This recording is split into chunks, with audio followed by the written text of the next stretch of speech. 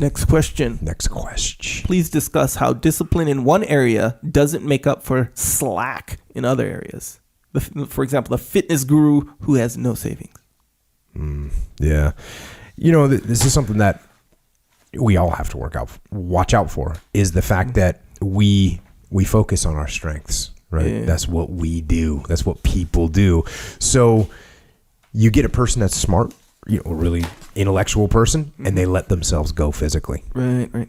You know, or you get a person that's a physical stud, but then they're not going to challenge their brain power. Or like the question that was, you know, the example here that was posed, you know, someone that's a fitness guru or a party guru. I'm throwing that one out there because some people are really good at that. Sure. Or they're an entrepreneur. I'm an entrepreneur. And so they're driving a new Mercedes, but it's leased. And they're behind on payments, right? So unstrategically leased. Yeah, that. So, you know, I mean, you take another example is, what about the business person that doesn't have time for their family, right? Yeah. And so that's not good.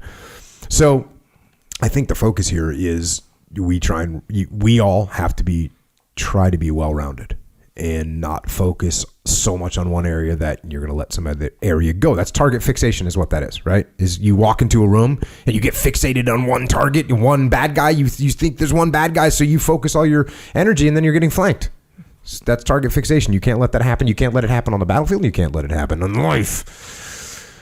So look out for that when you do this. And I'll tell you, this is actually a reality of the situation. I try and maintain this balance, but I've been actually working a lot lately. And this is a clear indicator to me that I've overbooked myself is last week. We had to skip a day of jiu-jitsu to record. Dang. I mean, we don't do that, right? When do we record? We record after jiu-jitsu.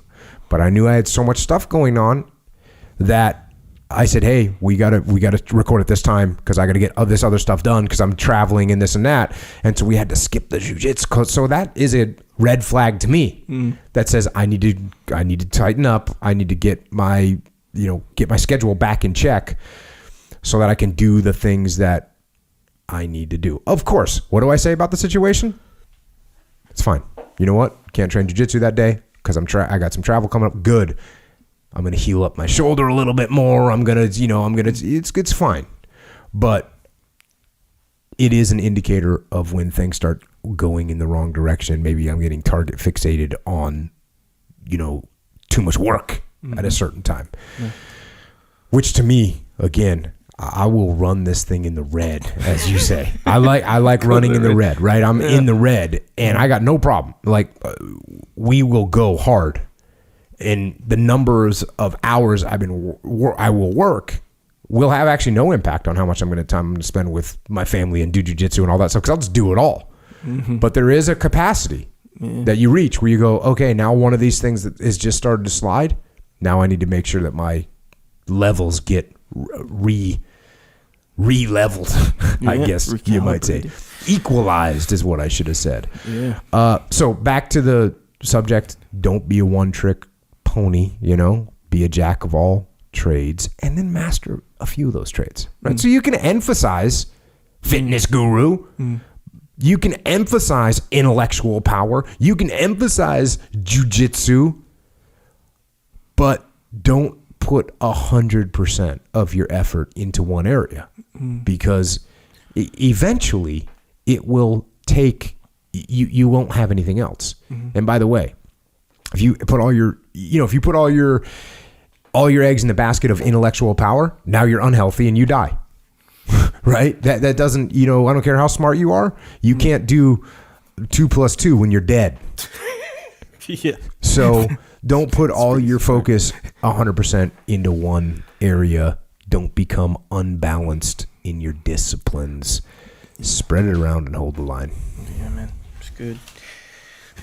Yeah, it kind of feels like it can be understood that let's say I'm real good at, I don't know, fitness. Mm-hmm. and it's easy to justify yourself, you know, like you're let's say, okay, I'm real good at fitness, you know, I'm a fitness guru. And I go around and then I see, I don't know, I go to the store or go to some party and I see this other guy who's like socially, he's just 100%. Everyone likes him. He's such a nice, charismatic guy. He makes a lot of money, you know, and all this stuff. But he's not in that good a shape. Or I don't know, he smokes and whatever, you know. It's easy. I think a lot of people, it feels like it's easy to justify, well, that guy's in bad shape, so who cares? I wouldn't want any of that. I wouldn't want all the money, you know, all this stuff. It seems like you got to justify that. And you know what the other guy's saying?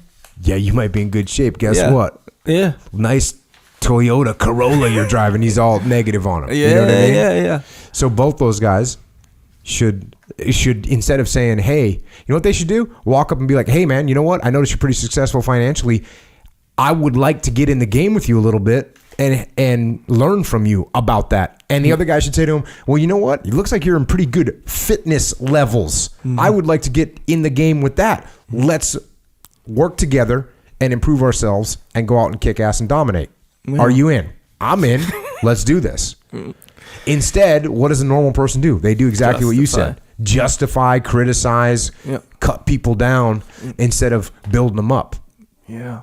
And what you have to be careful of, if I was to go to you and say, hey, you know, Echo, I got a lot of money. I can tell you don't have a lot. I'll help you out. That can be offensive to some people. Yeah. Because you think, dude, who you think you are? Yeah. You just say right back, I don't need your help. Look, I'm not worried about money. Yeah. You think I'm worried about money when I got abs like these? Yep. So what we have to do is, instead of if I came to you and said, Echo, dude, I want abs like you got. Sure. Can you help me get in the game? And then we form a little relationship. And now I say to you, man, so what's your main income stream, dude? You know, what are you doing? And you say, well, you know, I got these 2 clients. You got a website? No, not really. Well, why don't you have a website? You got any social media to advertise on? You know, and we go down that road and we build up. We take care of each other. That's what we want to do as people. Yeah. Kind of like you ever seen the guys who go, they see like a football player or something, they'll be like, I'd kick his ass though. You know that kind of guy. The guy who can always, like, some successful person, I'd kick his ass though. Yeah. Yeah. Well, I've told the story before in the SEAL teams. It's no one is good. All that. If a guy, like, we have guys in the SEAL teams that are literally, you know, world class athletes in whatever, world class triathlete, world class sailor, world class whatever. And so, you're a world class triathlete.